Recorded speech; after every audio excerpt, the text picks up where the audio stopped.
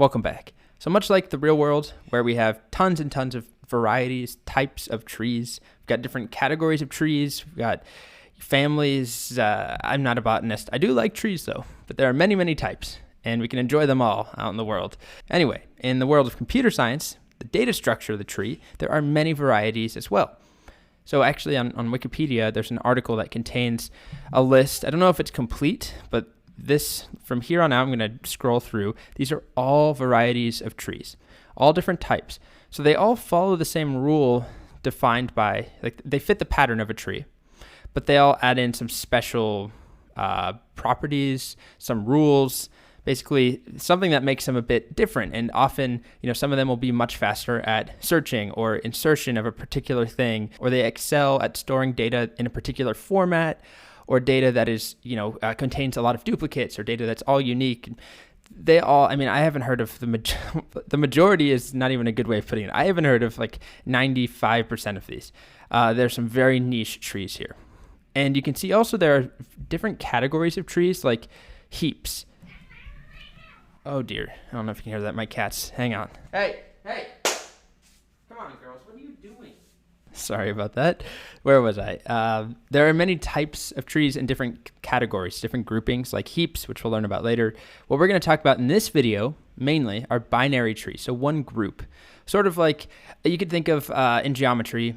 There's this thing called a polygon, just any shape. Well, I guess not any shape, any sided shape where there's n number of sides.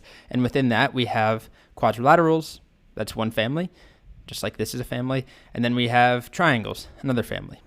And within that, we could have, within quadrilaterals, there's rectangles and trapezoids. And that's about as far as my geometry goes at this point. So the trees that we're going to focus on are trees in general. We've already kind of laid that out. But more specifically, binary trees, and even more specifically, binary search trees. So binary search trees are a special type of a binary tree, which is a special type of a tree. And they excel, as you can imagine from the title, at searching. So we store sorted data in a particular way, we'll get there in just a moment, in a binary search tree, which makes it easier to retrieve. Let's just recap. This is just a generic tree. Each node could have any number of child nodes. We've got, this one has 4 children, 1, 2, 3, 4. This one has 0 children. This one has 3, this one has 2, this one has 1. There's no real rules about how many. A binary tree, on the other hand, has a special condition. Each node can have at most 2 children. That's the binary part.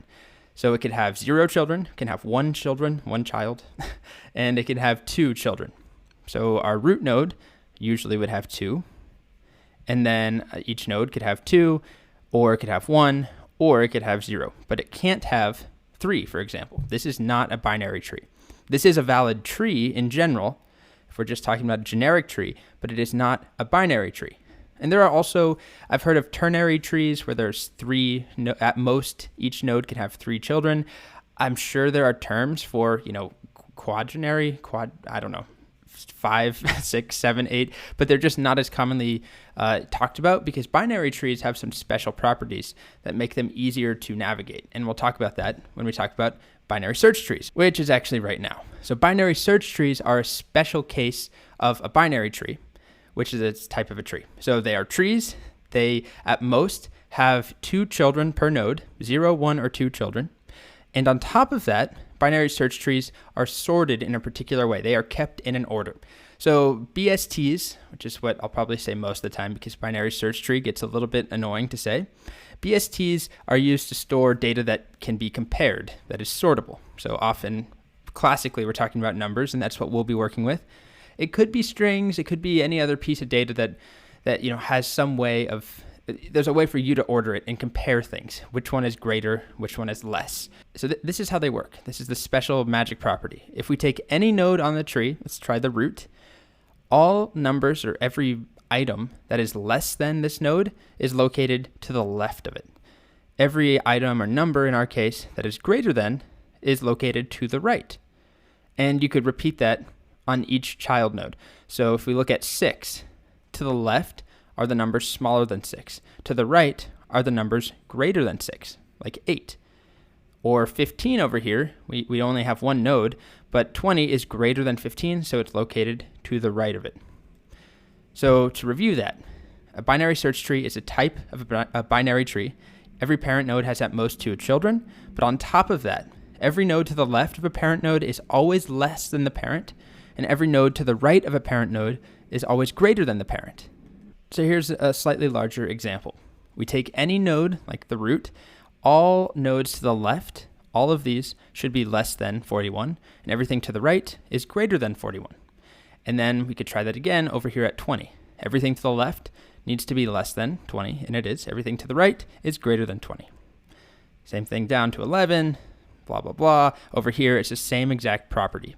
So that's what makes a binary search tree rather than just a binary tree. So that the data is kept in a particular order.